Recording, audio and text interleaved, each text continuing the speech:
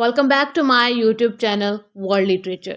आज जो टॉपिक हम लोग डिस्कस करने वाले हैं वो है physiological aspects of a cat's dream poem by Pablo Neruda. Pablo Neruda का ये हमारा थर्ड लेक्चर है।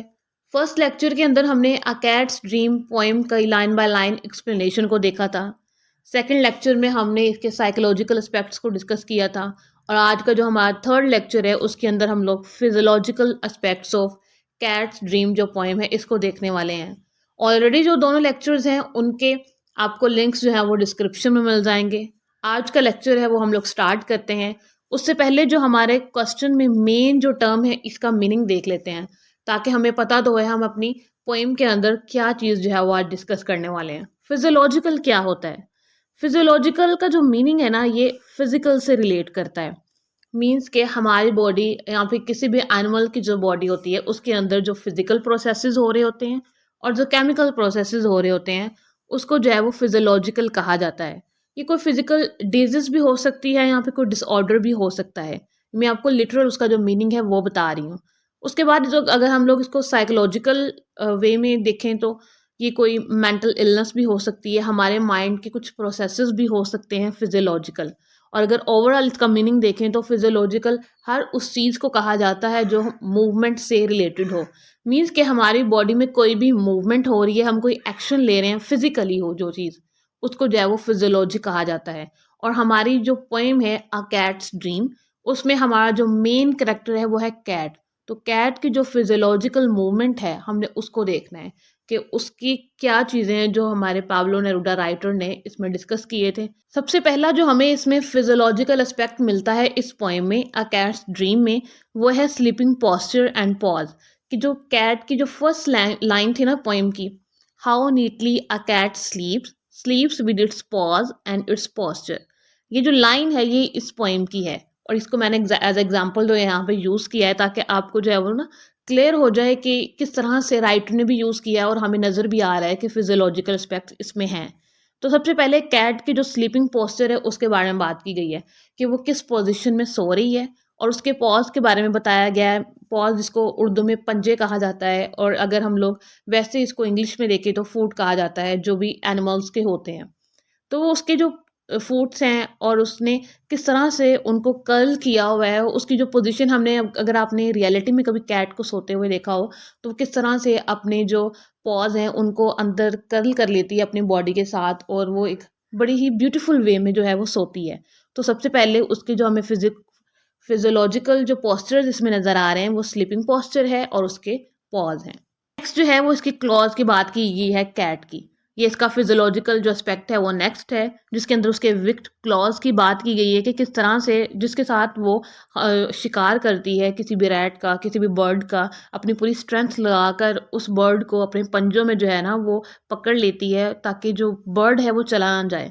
तो मीन्स कि अगर वो सो रही है तो उसमें भी उसकी जो ये विक्ट नेचर है ना किसी का शिकार करने की वो हमें नज़र आ रही है। स्लीप्स विद इट्स विक्ट क्लॉज, मतलब कि वो अपने विक्ट क्लॉज के साथ सोई हुई है। नेक्स्ट जो फिजियोलॉजिकल एस्पेक्ट है हमारे पास वो है अनफीलिंग ब्लड। अब इसके अंदर क्या है कि कैट जो है ना वो एक ट्रैंक्विल वे में सो रही है, मीन्स कि बहुत पीसफुल वे में सो रही है। और अगर हम लोग एज अ एग्जांपल लाइंस देखें अपनी पोएम की तो sleeps with its wicked claws with its unfeeling blood sleep with all the rings. Means के उसे जो है ना अपने सराउंडिंग की कोई खबर नहीं है कि क्या हो रहा है, मतलब कि उसे कोई टेंशन नहीं है, उसे कोई बाहर से जो है वो कोई डिस्टर्ब करने वाला है। ये बहुत ही पीसफुल वे में जो कैट है वो सो रही है और ये इसका जो पोस्चर है वो इसकी फिजियोलॉजिकल एस्पेक्ट हमें यहाँ पे शो कर। नेक्स्ट जो है वो टेल के बारे में बात की गई है। उसकी जो टेल है उसकी लाइंस अगर हम लोग अपनी पोएम में देखें तो series of burned circles which have formed the odd geology of its sand colour tail. उसके टेल के बारे में ना राइटर ने बात की है पाब्लो नेरूडा ने कि किस तरह से उसकी जो टेल है उसके ऊपर रिंग्स बने हुए हैं और जो वो जो रिंग्स हैं वो बताते हैं कि कैट जो है ना वो कितनी लंबे टाइम से है, इसकी हिस्ट्री को बताते हैं कि ये एक एंशियंट टाइम से जो है वो पाई जाती है। और अगर हम लोग अपनी फर्दर इसकी एक्सप्लेनेशन को देखें टेल को तो इसके अंदर जैसे उसके रिंग्स हैं उसके ऊपर बने हुए उसकी टेल पे और जो सारे सर्कल्स हैं और ये कैट की जो एजिलिटी है ना, उसकी जो क्विकनेस है, उसका जो बैलेंस है, उन सब चीज़ों को शो करवाता है। फर को यहाँ पे डिस्कस किया गया, कैट का जो फर है वो क्या हमें सिंबलाइज करता है कि कैट के अंदर कितनी ज़्यादा विजडम है, और वो एक एंशिएंट टाइम से जो है ना, फर ऑफ टाइम, मतलब कि वो टाइमलेस है, किस तरह से उसने जो है ये इस फर को अचीव किया है विद इन द टाइम, और उसकी जो विजडम है उसके अंदर आया है। नेक्स्ट जो है वो कैट के टंग को इसमें डिस्कस किया गया है इस पोएम में। अ कैट्स टंग इज रफ, कि जो कैट की टंग है वो रफ है, एडिंग इन ग्रूमिंग, कि वो जो ग्रूम करने में काफ़ी ज़्यादा हेल्प करती है, और वो ना उसकी टंग जो है वो फ्लिंट की तरह है। फ्लिंट कह सकते हैं कोई भी हार्ड चीज़, या फिर कोई ऐसी चीज़ जो कि हार्टलेस हो, हार्ड हो, जिसे कन्विंस करना बहुत ज़्यादा मुश्किल हो, और उसका जो टेक्सचर है वो भी थोड़ा सा जो है ना वो इस तरह से है कि हार्ड टाइप। तो जो टंग है वो रफ भी है और फ्लिंट की तरह भी है, तो मिक्सअप सी इसकी एक टंग होती है जो कैट की है। नेक्स्ट है हंटिंग इंस्टिंक्ट, मीन्स कि कैट जब ड्रीम कर रही है उस टाइम भी वो देख रही है कि वो रैट्स को जो है ना वो उसका शिकार कर रही है, उनको खा रही है। तो ये कैट्स की जो ड्रीम है, मीन्स के कैट्स के जो नेचर है ना शिकार करने की, वो जब सो नहीं रही होती तब तो वो करती ही करती है, लेकिन उसके ड्रीम में भी ये सब कुछ चल रहा है। मीन्स कि उसकी जो नेचर है, प्रीडेटरी नेचर, वो उसकी सोते हुए भी है और वो जागते हुए भी है। नेक्स्ट है फिजिकल चेंजेस इन स्लीप, कि कैट जब वो है टाइगर्स ग्रेट ग्रैंडफादर बन जाती है, जैसे कि हमारी पोएम में लाइंस भी हैं कि जो कैट है वो टाइगर्स के ग्रैंडफादर की जो शक्ल है वो ले लेती है। ये हमें बताती है कि जो कैट है ना, वो उसकी एक ऐसी नेचर है कि वो बहुत एक्टिव है, वो कभी कुछ बन जाती है, कभी वो कुछ बन जाती है, मीन्स कि वो डिफरेंट शेप्स लेती रहती है, और जिस तरह से वैसे वो ट्विच करती है, मीन्स के मूव करती है, हर चीज़ को ट्विस्ट करती है, और हंट करती है, मीन्स के रैट्स को हंट करना, मीन्स कि डिफरेंट चीज़ें, बर्ड्स को।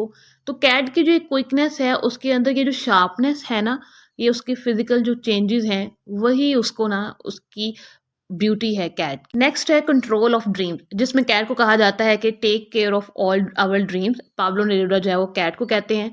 इससे जो हमें पता चलता है कि कैट के अंदर ये मिस्टिकल क्वालिटी है कि वो हमारे सब कॉन्शियस जो लाइफ है उसको जो है वो कंट्रोल कर सकती है, यहाँ पे उसमें अपना रोल प्ले कर सकती है। ये थे कुछ इसके important physiological aspects. I hope कि आपको ये जो है वो समझ आ गए होंगे। अगर आपको वीडियो अच्छी लगी हो तो कमेंट में ज़रूर बताइएगा। वीडियो को लाइक और शेयर और चैनल को ज़रूर सब्सक्राइब कीजिएगा। Thanks for watching my channel.